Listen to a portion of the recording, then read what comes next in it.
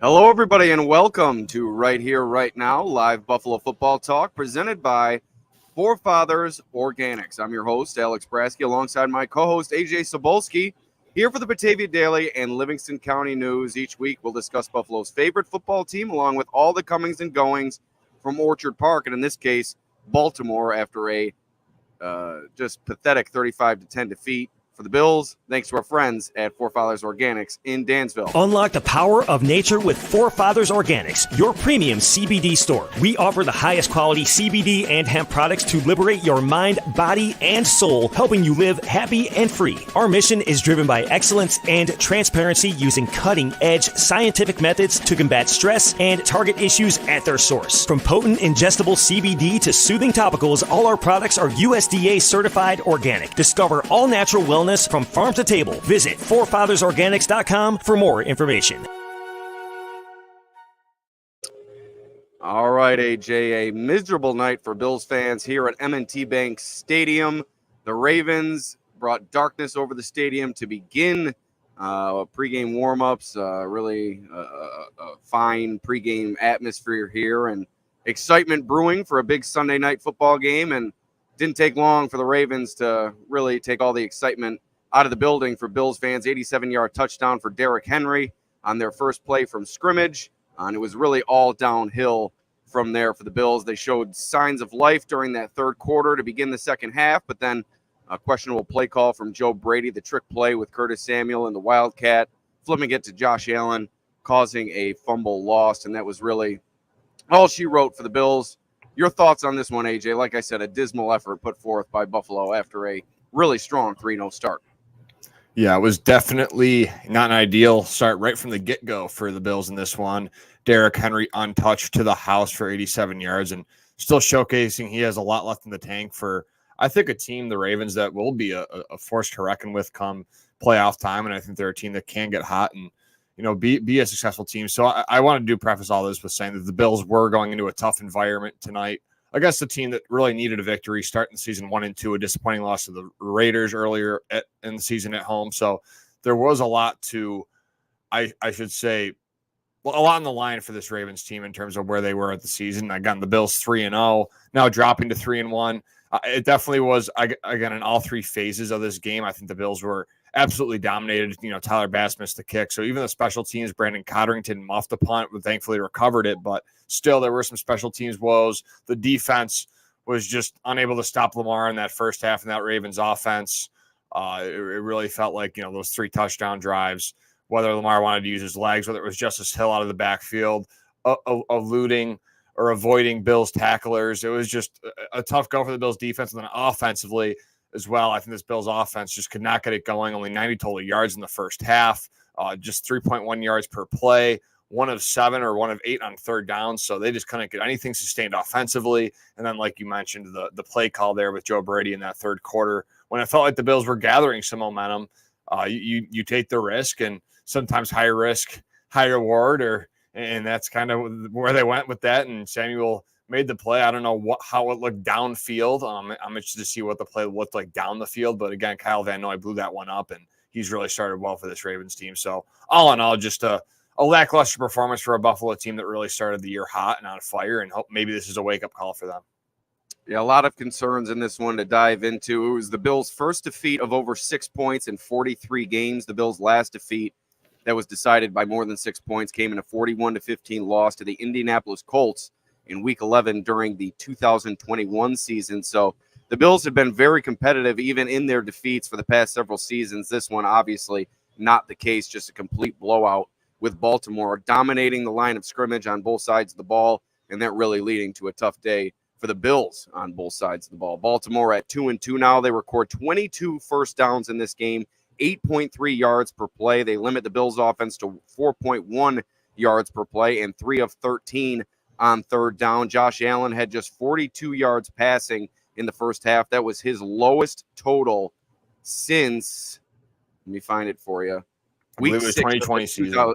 Week 6 of the 2020 season. So just a disgusting first half put forth by the Bills, like I said, on both sides of the ball. And it all started up front on the line of scrimmage. The Bills offense allowing Allen to be sacked 3 times in this one, but he was really running for his life throughout the game. The Bills' offensive line looked like one of the best in football through 3 weeks.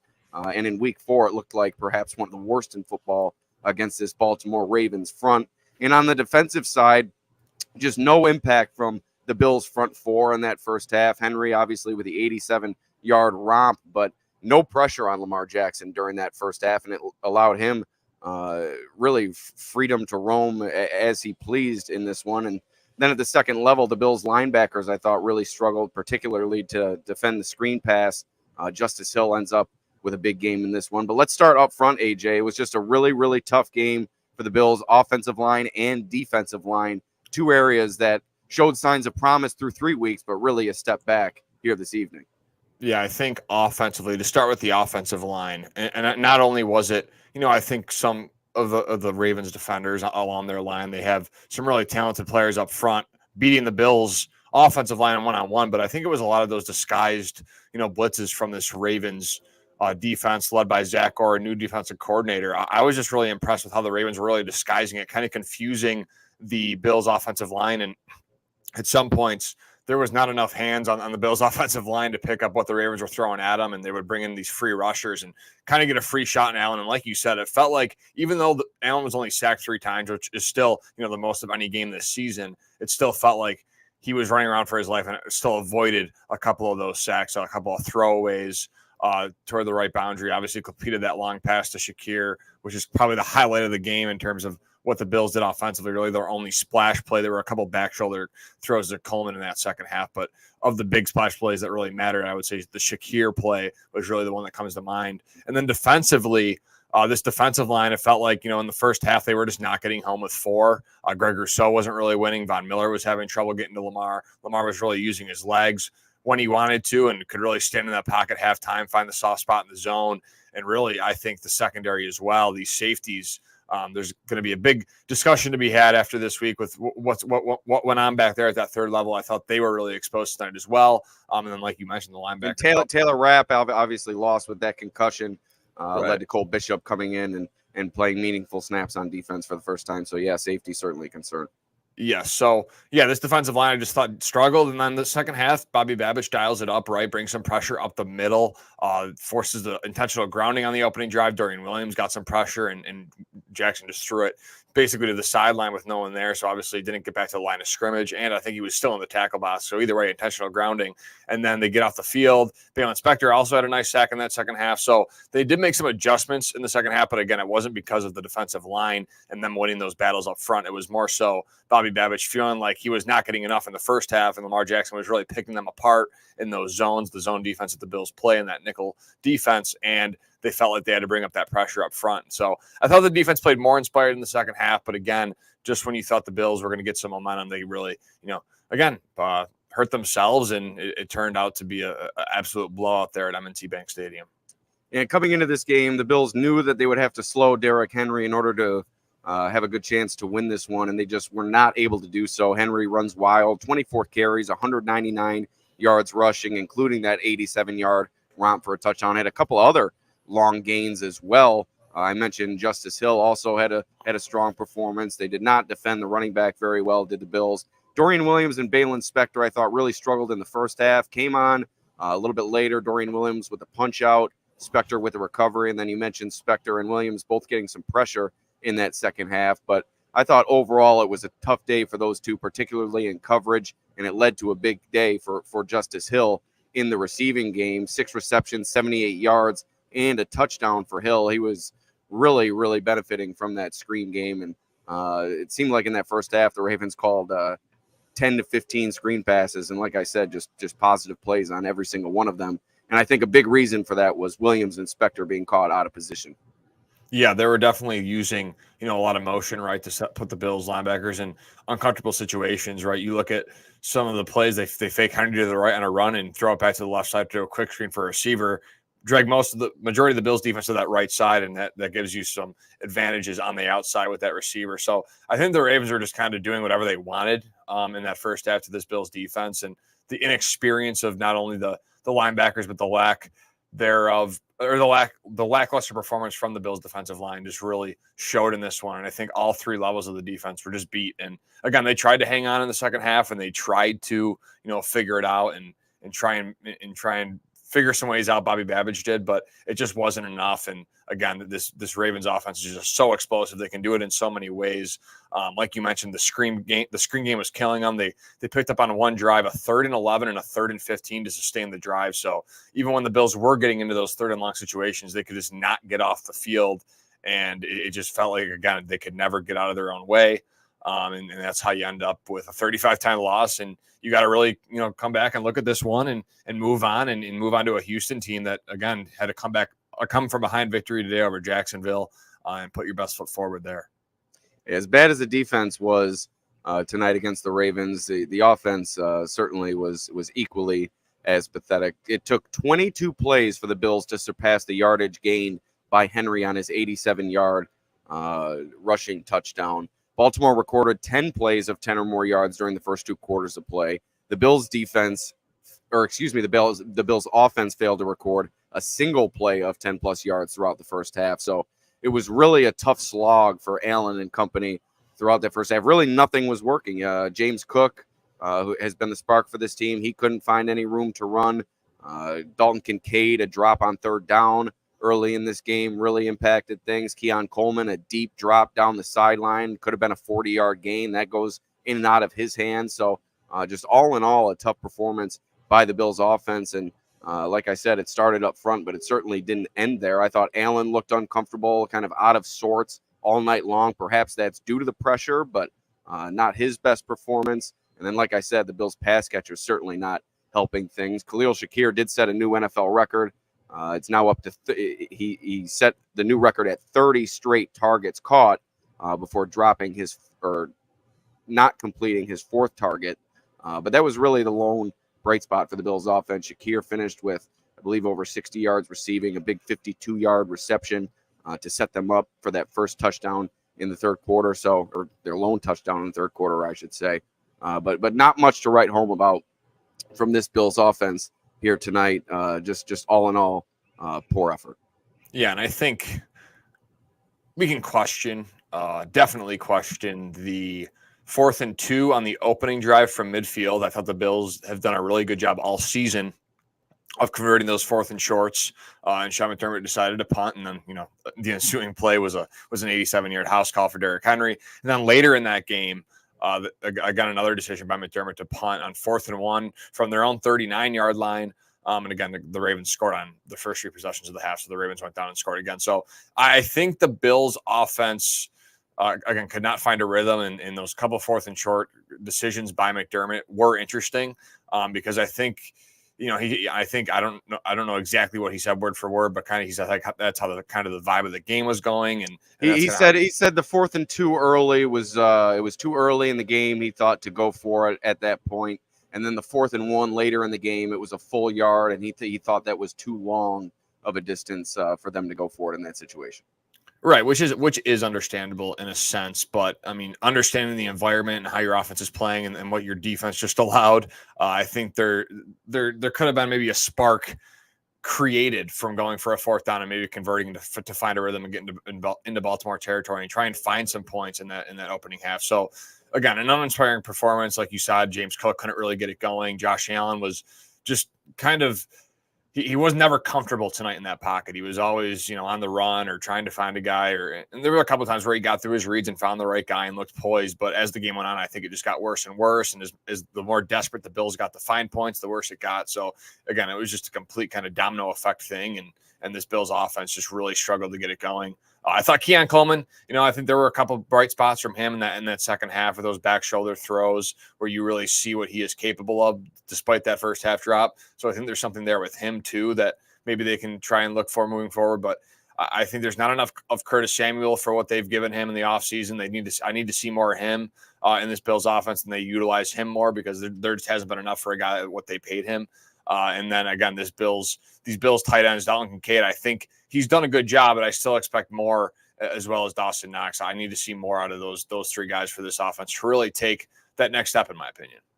Yeah, I haven't seen nearly enough from Dalton Kincaid to start this season. All the talk this offseason, he was going to be the team's wide receiver 1, this, that, and the other thing. He has yet to surpass 50 yards on the season, and he's off the field, in my opinion, way too often on critical downs. Dawson Knox out there, I think, a little bit too much.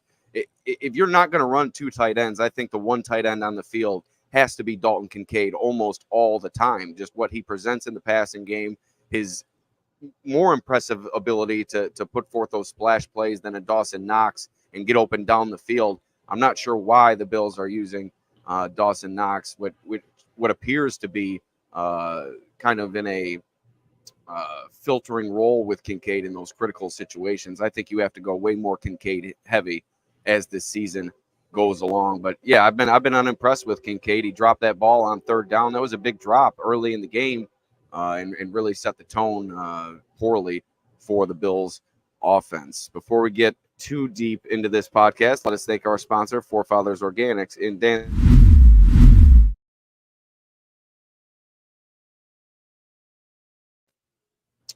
At Forefathers Organics, their mission is to liberate, educate, and innovate with the highest quality CBD and hemp-derived products for your mind, body, and soul so you can live happy and free. Visit them at 87 Franklin Street in Dansville, online at forefathersorganics.com, or call them at 585-335-2223 to learn more about the products they offer.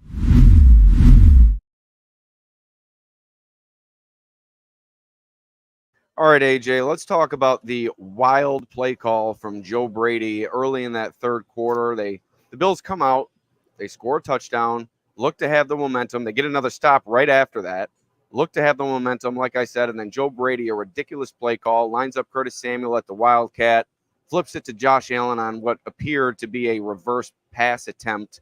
Allen stripped as he's trying to go deep down the field, ends up hurting his back on the play as well. Baltimore takes over on offense, and that was really all she wrote, the final nail in the coffin, really, for the Bills. And just I struggle to understand the play call in that situation. The first half not working, first half offensively, nothing working for you, and then you finally get to some semblance of rhythm in that second half, and then you decide to pull that out of your back pocket. I'm not sure that was the right time. Sean McDermott asked about it after the game, said he and Joe Brady are going to have to talk about that one, and it's something to learn from. And he also admitted that it was quite the momentum shift for the Ravens. So I'm just not sure what Joe Brady was thinking on that play. He's certainly called a quality offense through 3 weeks, but today not his shining moment. And another aspect of today's game plan that I thought was lacking that we saw the first 3 weeks, not a lot of use of motion. I'm not sure the numbers today, but the Bills were, I believe, in the top 5 in the league in motion entering this week, maybe using, I think, 80% of their plays with motion. And today it didn't seem to be the case at all. So a lot of questions for Joe Brady after this one. Interested to talk to him, I believe, tomorrow or today, I should say, over Zoom. Yeah, it's I don't know, man. Like it's tough because I think it's always like you can look back at it right now in hindsight and say like it was the stupidest call ever, and I could totally understand like why someone would think that. I totally don't agree with it, right? I think it's an unfortunate call, especially with the way the Bills' offense was kind of trending up in that second half, and you feel like just get it done, like put it in Josh Allen's hand in that situation and just let him get the first down. I also felt in the first half that they weren't really trying to push it down the field. It almost felt like they were trying to really like specify on like these sustained long drives, just getting enough yardage to move the sticks. And then it cost them, like I said, on that 3rd and 1 in that first half where they did like the read option and the Ravens defender blew it up and Allen somehow got rid of it to Knox, but he was short of the sticks. It just felt like they never really tried to push it or be aggressive. And then when they try and get aggressive in the second half, it backfires and turns into a disaster. So I think Joe Brady, this is a learning thing for him. It'll be interesting to see how he responds next week against Houston. But yeah, again, I think it was a bad play call in that situation. You have Josh Allen and let him do it. Let him go get it and get that first down or whatever the case may be. Don't put them in that situation. But again, it's hard in hindsight to say it was a bad call because I think, again, it didn't work. So, and it was Allen the coffin. So it's tough, but again, at the end of the day, they're going to have to learn from it. And another concerning aspect of this game, another missed field goal for Tyler Bass. Not even close, wide left. He did connect on a 50-yard field goal during the first half, but missed a 48-yarder wide left during the second half. He also missed a 48-yard attempt during Buffalo's Week 2 win over the Miami Dolphins. So the Bills worked out some kickers this past week, or maybe it was the week before. All these weeks kind of blending together now, but the concerns over Tyler Bass are going to continue to linger, and this miss today will continue to fuel concerns regarding his reliability amongst Bills fans. Sean McDermott after the game still says he's confident in Tyler Bass, but if he continues to miss these field goals, I'm not sure how much longer you can let it go, because it's just a matter of time before one of these misses really costs you. Yeah, second miss of the season. Again, it was a bad miss. You could tell right when he kicked it that it was going left, and he's gonna have to. I don't know what the Bills are gonna do. I mean, that is a huge kind of looming thing that they might have to address sooner rather than later. Again, you go back to the Kansas City game. That's really where his career has changed, because I don't think really he missed 2 kicks. But if he doesn't miss that Kansas City kick, I don't know if we're here right now, but that kick was such a pivotal miss that everything is so, every time he makes a mistake, it's so heightened. And again, it was just kind of like the icing on the cake for this Bills performance.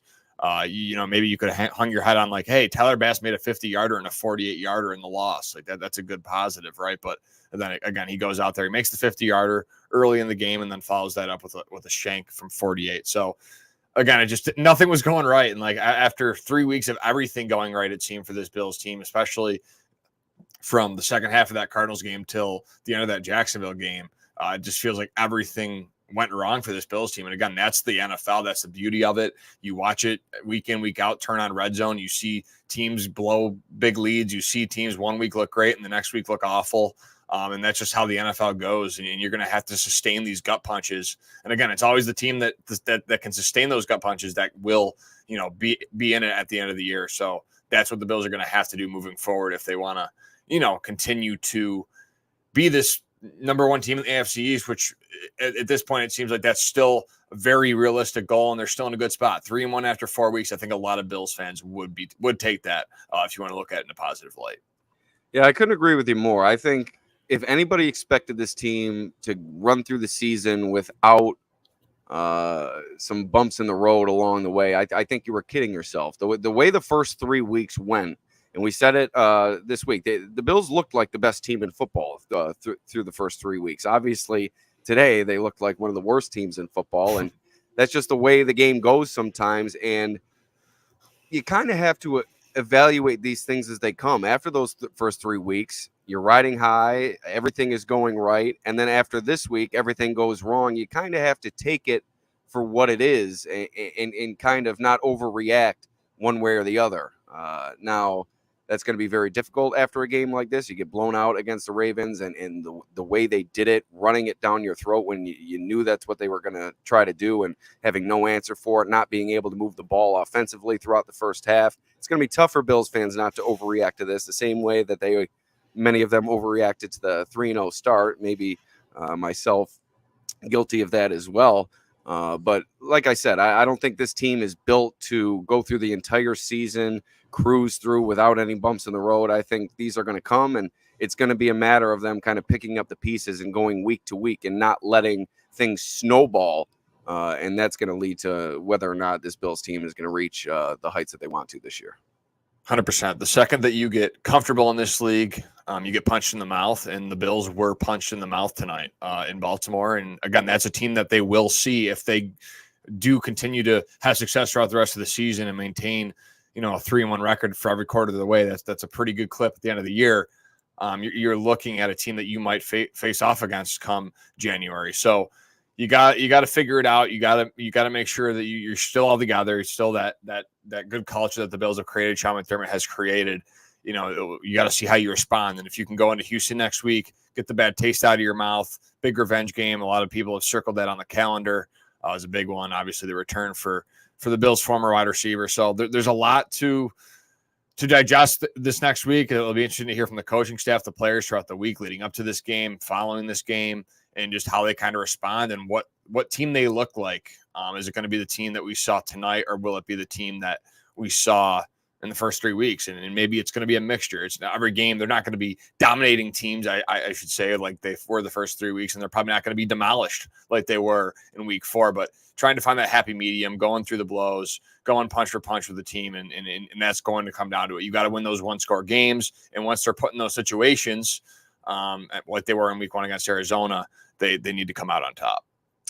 Yeah, this week 5 game against the Houston Texans was always going to be a big one. It was one that many fans and I'm sure Bills players and coaches alike circled on their calendars leading into the season. And after tonight's performance, it's taken on even more importance for the Bills. They really need a bounce-back performance. And going up against a tough Texans team with the Stephon Diggs storyline, this, that, and the other thing, it's really going to be a critical week for the Bills. And where do we see them right now? They're one of 3-1 teams in the AFC. Of course, the Kansas City Chiefs, the only team at 4-0. They did lose their top receiver, Rashee Rice.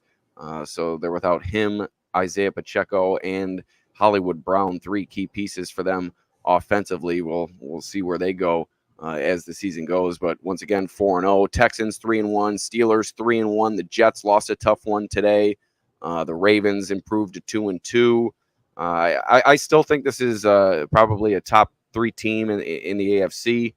If you look at it that way, maybe top 4, top 5. But this game doesn't completely diminish the expectations that I have for them this season after those first 3 games. But it certainly makes me second guess the lofty praise that I was heaping on them throughout the week. And also this week, if they're to put up another stinker against the Texans, that could really, really change my opinion of this team heading into week 6 against the Jets.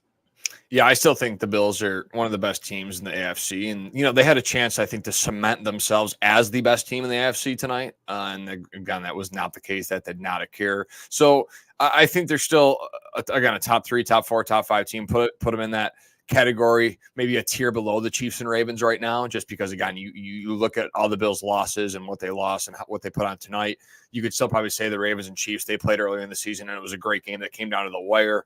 And I think Derrick Henry just presents a whole different monster for this Ravens offense. And they still have Zay Flowers and Mark Andrews. Justice Hill seems like a nice complement to Derrick Henry and a secret kind of weapon for this Baltimore offense.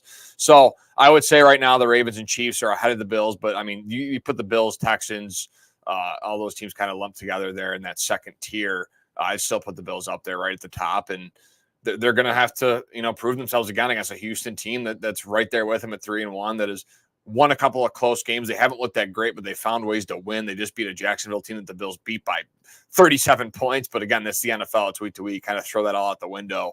And we'll see how each team looks this week. So they're still going to be, right there, I think, with all those teams. But again, definitely a blow taken by the Bills tonight with this big loss. Before we get out of here, let's thank our sponsor, Forefathers Organics in Dansville. Unlock the power of nature with Forefathers Organics, your premium CBD store. We offer the highest quality CBD and hemp products to liberate your mind, body, and soul, helping you live happy and free. Our mission is driven by excellence and transparency, using cutting-edge scientific methods to combat stress and target issues at their source. From potent ingestible CBD to soothing topicals, all our products are USDA certified organic. Discover all natural wellness from farm to table. Visit forefathersorganics.com for more information. All right, AJ, that's going to do it for us here on the pod, right here, right now, live Buffalo Football Talk. Thanks to the people for tuning in. Make sure to like, share, and subscribe to the podcast. It's on the Daily News YouTube channel. We could always use further interaction in that sense. But anything you'd like to add, AJ? Anything you think we forgot to touch on from this one here tonight? Like I said, I think we repeated it a million times. Just a dismal effort from the Bills. Yeah, nothing much more to add. It was, again, from start to finish, just a very underwhelming performance for a team that looked so good, and things were so good in Buffalo, but it's going to be a gloomy day tomorrow in Western New York for many Bills fans that witnessed the absolute butt whooping of the Bills on Sunday night. All right, that's going to do it for AJ. My name is Alex. We'll see you next time. Peace out.